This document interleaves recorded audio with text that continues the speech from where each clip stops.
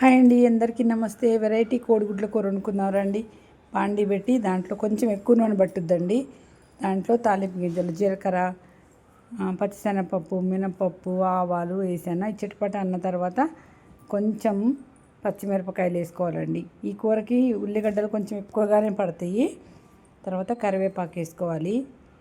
ఎప్పుడు మనం వండుకునేగా కోడిగుడ్డు పొడి, కోడిగుడ్డు పులుసు అది కాకుండా కొంచెం వెరైటీగా చూడండి. ఉల్లిపాయలు వేస్తున్నాను. ఇప్పుడు మా కోడలు అడిగింది, వెరైటీగా ఏమన్నా కూర చేస్తాయా, మీరు ఇంతకుముందు కర్రీ పాయింట్ ఉండేది మాకు అప్పుడు వండేది కదా, అలాంటి కూర చేయమని, అందుకని చేశాను అన్నమాట. ఇప్పుడు దాంట్లో కొంచెం పసుపు, ఉప్పు వేసుకుంటే అందులో నీరంతా పోయి మంచిగా ఉడుకుద్ది. అది బాగా మగ్గిన తర్వాత అప్పుడు కొంచెం అల్లం వెల్లిపాయ దంచేసాము.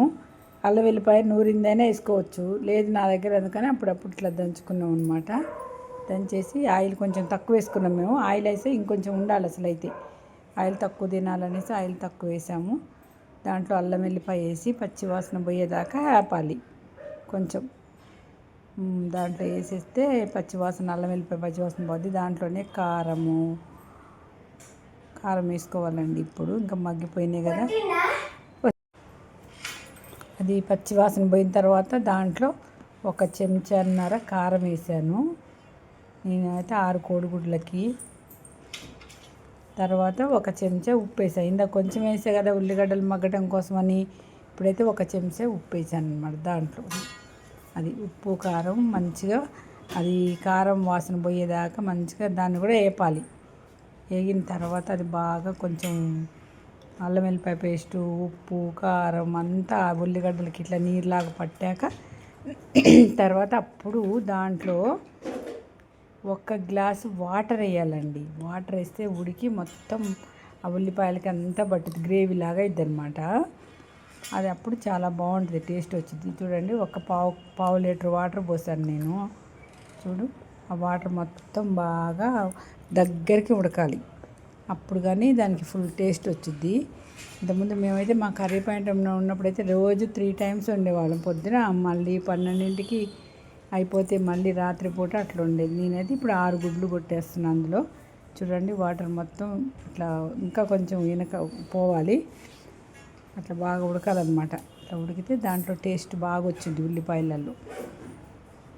ఇప్పుడు గుడ్లు కొట్టేసి ఇట్లా రౌండ్ గుంటలు చేసేసుకోవచ్చు, లేదంటే అక్కడే వేసేయచ్చు అనమాట. కాకపోతే దాన్ని కలపకూడదు, ఎక్కడిది అక్కడే ఉంచాలి. అలాగే మొత్తం మనకి ఎన్ని గుడ్లు కావాలంటే అన్ని గుడ్లు అట్లా పక్కన కొంచెం దూరంగా అట్లా పోసేసా. అది కూడా నేనైతే 6 వేసాను. మూత పెట్టేసి అట్లా చిన్న మంట మీద కొంచెం ఉడకనియాలి. కొంచెం ఆయిల్ అంతా అట్లా కుట్టుకుంటా అని ఆయిల్ పైకి వచ్చేదాకా ఉడకనిచ్చిన తర్వాత కావాలంటే అట్లా తిప్పేసుకోవచ్చు అనమాట.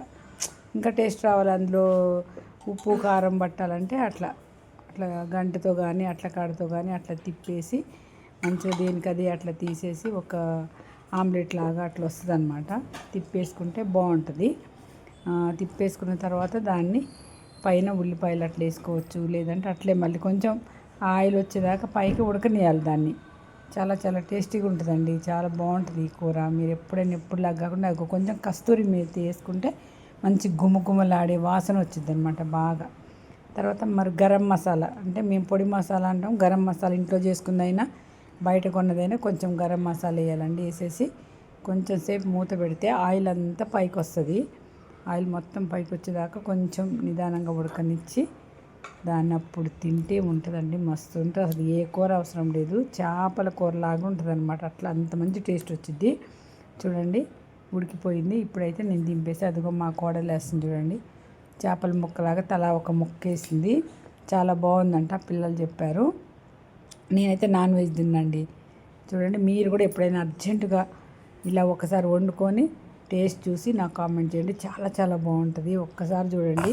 ఎప్పుడు పులుసు, ఎగ్ బుర్జీ అట్లా కాకుండా ఇట్లా 1 ముక్క వేసుకొని సాంబారు పోసుకొని నంచుకొని తినొచ్చు, లేదా కలుపుకొని తినొచ్చు.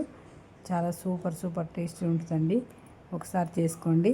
మీ అందరికీ నచ్చితే లైక్ చేయండి, షేర్ చేయండి, సబ్స్క్రైబ్ చేయండి, సపోర్ట్ చేయండి.